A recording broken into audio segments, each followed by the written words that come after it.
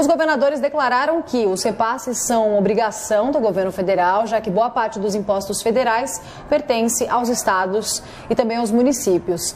Caio, como é que você avalia essa reação em cadeia que a gente acompanhou dos governadores? A postagem de Jair Bolsonaro passa qual tipo de mensagem para os estados?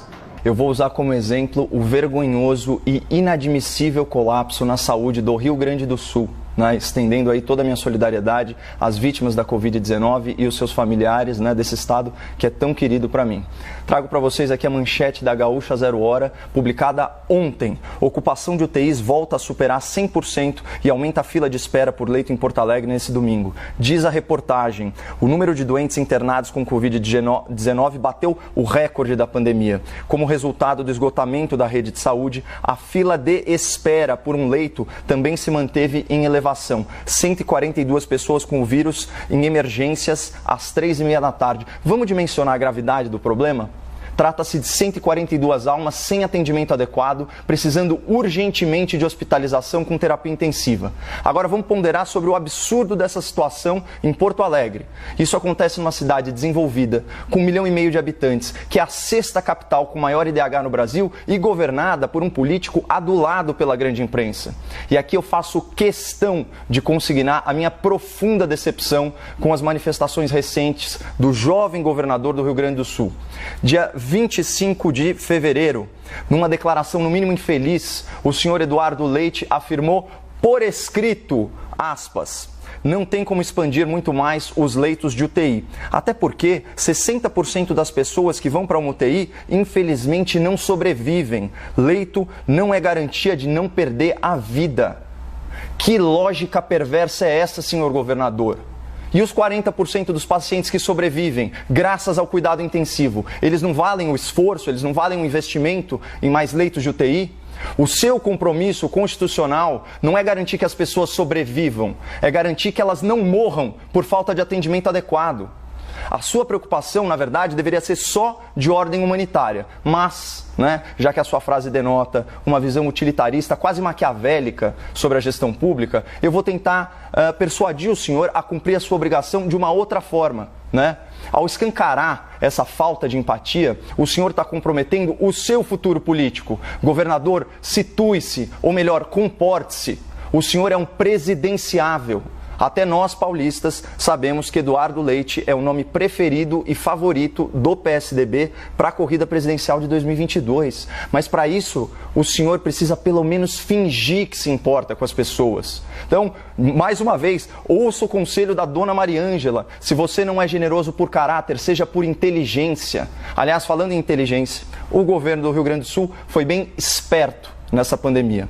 O consultor de empresas, Matheus Bandeira, que é ex-secretário do Tesouro, ex-presidente do Banrisul, ele publicou o levantamento sobre os repasses bilionários recebidos pelo governo gaúcho a título extraordinário de enfrentamento à pandemia. Foram quase 1,940 bilhão de reais para aplicação livre, mais de 830 milhões carimbados para a saúde e mais de 5 bilhões em enrolamento da dívida. Então, no total, foram 7,930 bilhões de reais em verbas federais extraordinárias que encheram os cofres gaúchos. Então, para vocês terem uma ideia aqui, em valores oficiais da cidade de São Paulo, vocês fazem ideia de quanto custa a diária de um leito de UTI, como esses aí que o governador Eduardo Leite desprezou? Apenas R$ 2.100 por dia.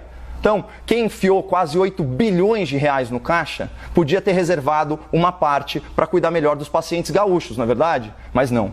O que fez o jovem governador gaúcho, aí com toda a sua jovialidade e esperteza? Ele usou os recursos extraordinários do governo federal para pagar despesas correntes do Estado. E é o que confirma essa outra manchete da Gaúcho Zero Hora, que foi de junho. Dinheiro do Socorro Federal termina horas depois de entrar nos cofres do Estado. Os recursos evaporaram. E sabe o que é mais triste? Olha esses mesmos fatos noticiados pelo jornalismo amestrado, para usar a expressão do nosso colega Políbio Braga. Como o governo Eduardo Leite conseguiu colocar as contas em dia depois de 2 anos? É fácil de responder. Com dinheiro do governo federal, desviando recursos que poderiam ter sido alocados no enfrentamento à pandemia. Fácil, né? Só que a conta chegou agora e ela foi cobrada em vidas humanas perdidas na fila de atendimento dos hospitais de Porto Alegre. E esse é só o caso dos gaúchos. Agora, essa lógica ela se repete por todo o Brasil, né? Segundo o Banco Central, mais de 38 bilhões de reais repassados pelo governo federal sequer foram gastos em 2020 e estão aí recheando os cofres de estados e prefeituras. Muitos governadores e muitos prefeitos se aproveitaram fiscalmente da pandemia, não incrementaram de forma adequada seus sistemas de saúde e agora, com apoio maciço da imprensa militante, jogam toda a responsabilidade da sua negligência na saúde nas costas do governo federal. Então, do ponto de vista fiscal, essa pandemia fez o país empobrecer, enquanto estados e municípios enriqueceram. Então, se você quiser ser massa de manobra e automaticamente ficar culpando o presidente da República ou o ministro da Saúde pela falta de leitos em hospitais municipais, em hospitais estaduais, fica à vontade, esse daqui é um país livre. Mas saiba que a sua crítica é injusta e reflete apenas uma predileção política, não a realidade contábil dos fatos.